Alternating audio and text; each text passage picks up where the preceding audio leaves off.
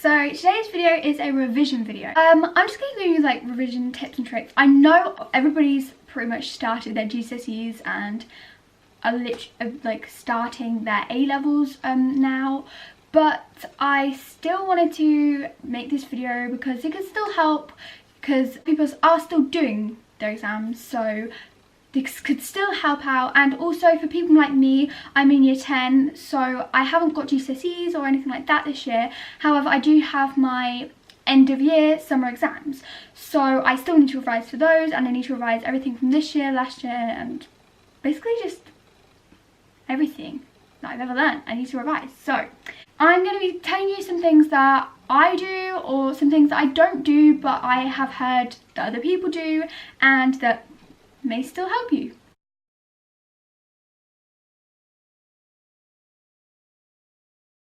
So let's get into the video.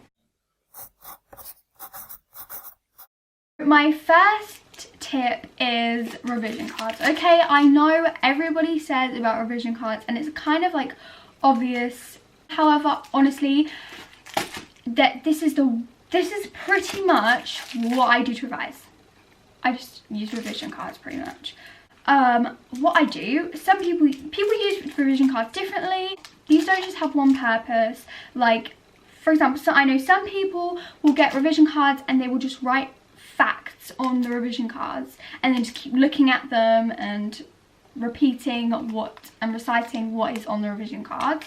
However, I don't actually do that. I kind of do something similar, but not really. So I will write a question. So I've got some revision cards here that some that I've used, and I've just put an elastic band around them. So for example, I will put a question on the front, and like this one says, this is for physics, what is the human hearing range? And then I write the answer on the back. Basically, if I look at the question and if I get the answer right to this question, I will put it on like a pile at the side. If I get the question wrong, I will put it at the back of the pile, and then I will keep, like, once I get to the front of my pile, obviously it will come around again, and then I answer it again, and then if I do get it right that time, then I'll put it on a different pile, but if I get it wrong, I'll just put it at the back of the pile again. This is literally how I revise, is by using revision cards and testing myself. So not only are you helping yourself because you're testing yourself to see if you know all the information, and even if you don't know all the information when you start, like when you're using these cards, like trying to answer the questions, you could read them, and then when you keep reading the questions and you don't know the answer and you turn it around and you look at the answer, like you're learning the information by doing that anyways. That was so hard to explain, but I hope you understood what I meant. So I usually get mine from Sainsbury's. They're kind of like shiny-ish, so you get 50. I'm not entirely sure how much they cost, but honestly I get like 5 packs of them just because I use so many.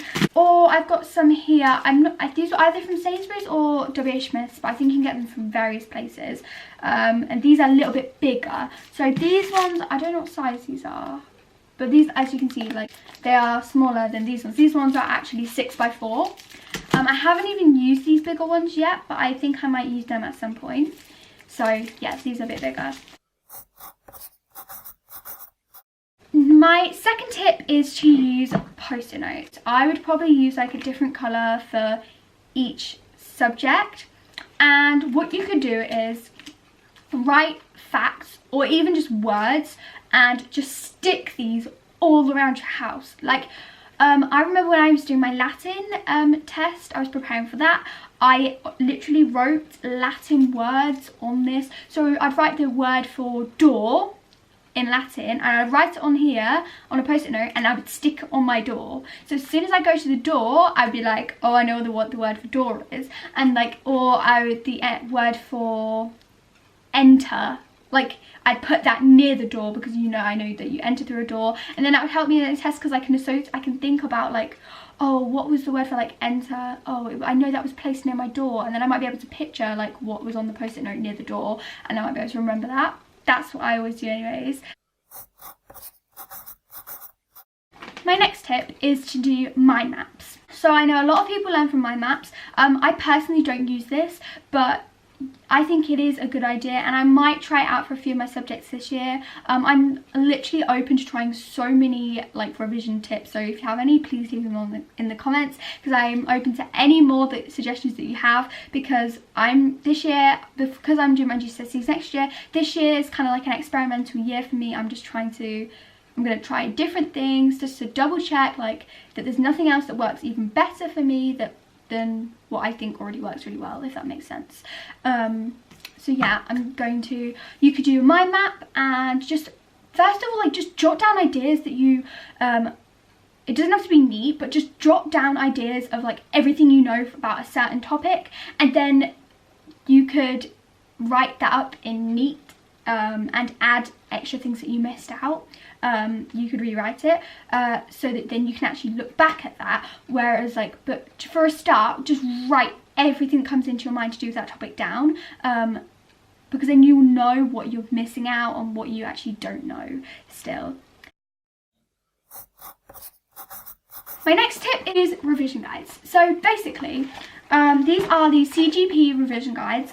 They're not always, depending on what, like, they have pretty much everything you need to know in them, but obviously there's different ones. So there's like EdXL. I don't know if they just do EdXL and not AQA or like other courses. Maybe they just do EdXL, I'm not entirely sure. So you might be doing a different course for the book, but it'll have pretty much most of the things you need to know in them. So you normally get like an actual book that has all the information that you need to learn in it. But then you also normally get, I know this is a different subject, but just ignore that. You get a workbook, so there's questions inside so you can practice them. And then to check if you got the answers right, you can use this book, and this has all of the answers in, so you can check if your answers were correct. My next tip, this does not work for everybody, and it doesn't work that much for me. Sometimes I do this if I'm like really stuck and like it's just nothing's going in my head and I think I don't know what to try next for like a specific subject. I will just be like, this is one of my last resorts. But I know that some people, this is like their first thing that they do, and they literally, this is how they revise. But basically it's just rewriting like notes and just writing things down. So to do that, you could use these. So these are basically, you can get lots of different pretty colours, patterns and designs. Like this one was from Sainsbury's, and this one was from Tesco. I've got some things on the front. This one was from Tesco. I got this last year. And what they are is they're basically a clipboard on the front, as you can see. And then inside it's got paper here. And then after you've written all like your notes, you can put them in this wallet on the side. And there's also, I'm pretty sure, if you run out of paper, you can replace it and put another like notepad in the wallet underneath. So these are really, really useful. And the main thing I actually do use these for is not rewriting notes necessarily, but I put key information sometimes on the front. Like I've got quotes from Jekyll and Hyde book on the front that I'm gonna try and remember some of them. And also what I do is I revise my maths. My next tip is to watch YouTube videos. Okay, so you need to like be careful, because I do get distracted quite easily, and if you're like me and you do get distracted easily, you've got to be quite careful when using this. However, this is how I revise for a lot of things, but mainly maths. So what I do is I watch a YouTube video and I make a checklist of every single like topic that I need to revise in maths. And I will go on YouTube and find a video. I usually watch Hegarty Maths. Honestly, I find Hegarty Maths so incredibly useful. I find it absolutely amazing. And I like to use Hegarty Maths, and I just watch his videos, and then he normally does like a bit where you can pause it and try and answer the question. So then I try and answer the question, and then he explains how to get the answer. I find watching YouTube videos so useful, and I feel like I'm quite a visual learner, and I also like to practice things, and like I say, try and answer questions. That is how I like to revise. So if you're like me and you also like to practice to revise, then YouTube videos are absolutely perfect. And my battery is dying again. My camera died again.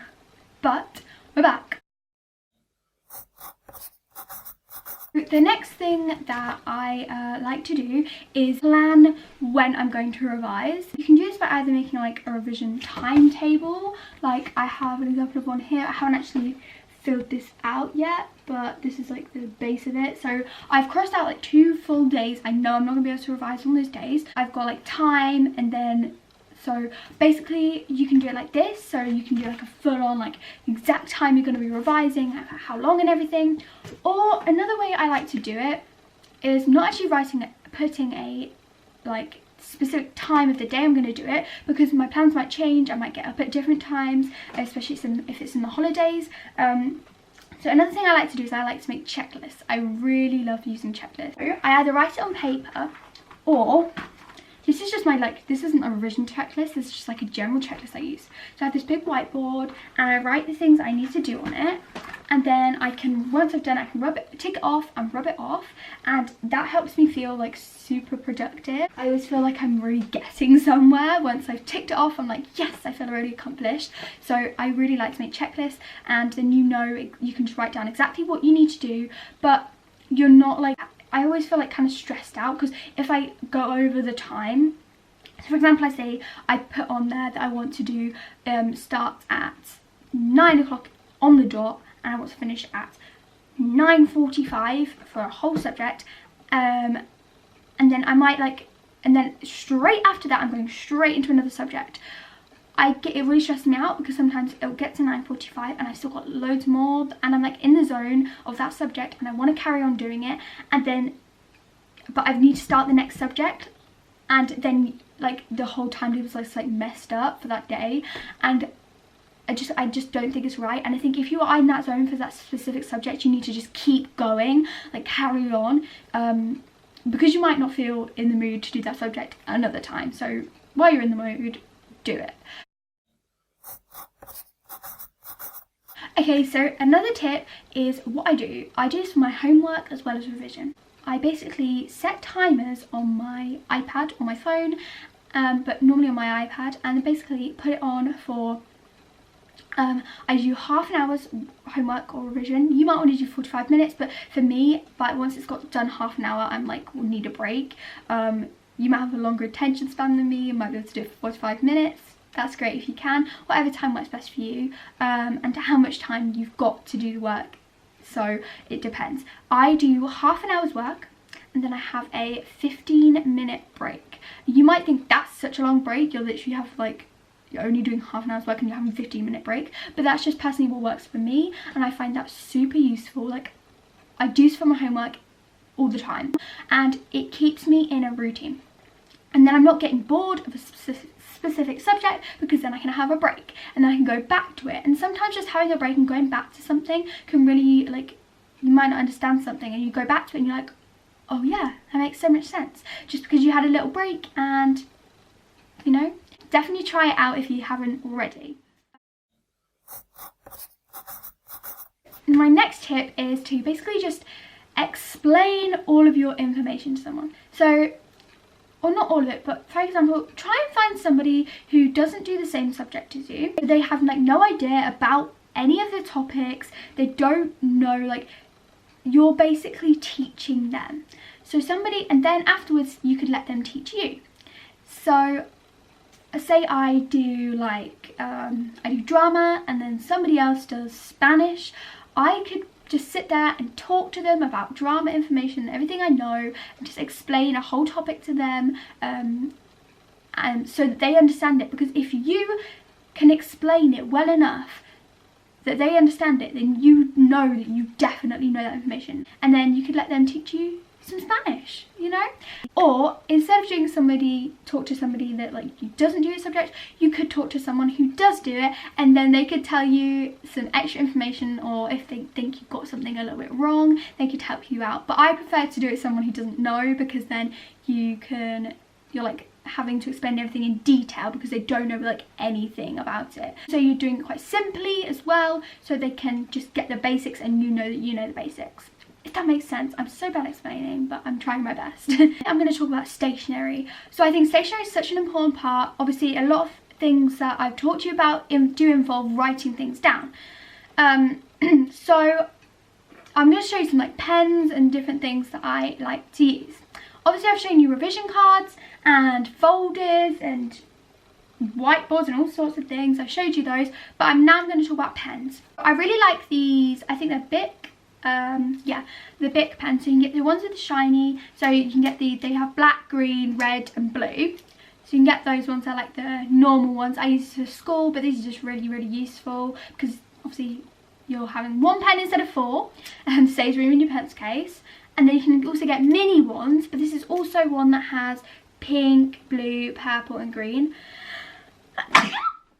Yeah, you can also get ones with other colours and different like actual coloured pens, different inks inside, and I just really like these. Another thing that's very useful, and I like to sometimes use these, I either use fine liners or I use Sharpies on my revision cards, because they don't go through. If you've got thick revision cards, they won't go through.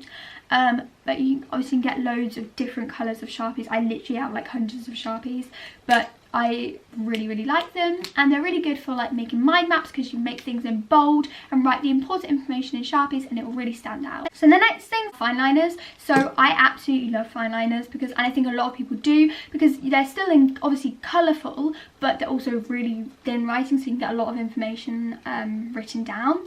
So I've got a few different colours here. So I like the Bic Intensity ones, and then the other ones I like are the Staedtler, I think that's how you say it, Tri Plus fine liner. These are also really, really good. Now, and next up I like biros. I only picked up 2, the rest of them are like on the floor I think, in my pencil case. So I really, really like these. You can get these in so many different colours, bright colours, pastels possibly. I mean, this is kind of pastel-y, this pink. So yeah, these are the Bic Crystal pens. As you can see, I really like Bic pens. Next up are some more essentials. Highlighters. I mean, come on, everybody needs highlighters for revision. Highlighters are just like so important. Just highlight the important information so you can definitely see it. And I also just think revision time is just a really good excuse to buy new pens. So I have got, honestly, so many highlight, like I've got more than this. There's some more on my lap, but I'm gonna drop these. So there we go. You can get these in, obviously there's just typical neon ones, in the like normal colours, orange, yellow, green, like proper neon ones. Stabilo, Boss, obviously bought out the pastel ones kind of recently. Okay, so these aren't all of them, but these are just like 4 of them that I've just picked up. There was an orange one as well, and then there's like loads of different colours, and they're just so pretty. Oh, there's a green as well, which loads of people really love the green. It's like a mint green, and they're just such pretty colours. So another thing, I know I talked about post-it notes earlier, but these are like little post-it notes. These are actually from the Make post-it note, and they came on this like ruler thing, and you can also put it in a ring binder, and you get these like really pretty kind of more pastel-y colours, and then you get these ones that are like arrows. So these are just so useful. So for example, if you're like for English, you could get your book and you could stick these like post-it notes in the top to help you revise like certain sections, if there's like an important quote on a certain page that you want to mark, or you just want to write notes about the book, but you don't want to write actually physically, you don't want to write on the actual page. You can just stick these in, and I actually label where each chapter starts in the book with the post-it notes. Another tip is to basically just put any distractions, and I'm talking technology pretty much, I mean, unless there's something else that distracts you, put your technology either downstairs in a different room, turn it off. I can't work if I have my phone or iPad or anything in my like sight, because I will just get distracted and I'll just go on Instagram and just start doing it. I'm going on it, and like it's just the worst thing. And honestly, just take it out the room. Like I have to just move it, because you're going to get distracted and you're just going to be wasting time, and it's the worst thing. So just try and put it somewhere else, because I think that will really, really help you. Another thing that you could actually do, if you didn't want to put it out of the room, you can basically download apps where they like not disable an app, they like block you from using an app. So you could put like, for 2 hours, I don't want to go on Instagram, Snapchat, don't let me go on it. Like, you can get this app, which I think is such an amazing idea. Like, honestly, it will just keep you like off those certain apps. So that'd be a really good idea, because then you can still use your phone for like alarms and things like that, but you won't be going on the apps that distract you. And another tip is to make sure you have a specific place to work. So do not work in the same place that you relax. If you work on the desk in the corner of your room, when you have your break, do not sit on that desk. Sit maybe in a different room, or just sit on your bed. Just do not stay in that place, because your brain will be like associating, won't know what to like think, but your brain will be like, won't know whether to associate that desk with work or whether to associate with relaxing. So you need to get a clear boundary between the place where you relax and the place where you work. My final tip for you is basically to do practice questions. So you can go online and you can find pretty much like any exam board, past papers online for like pretty much any subject.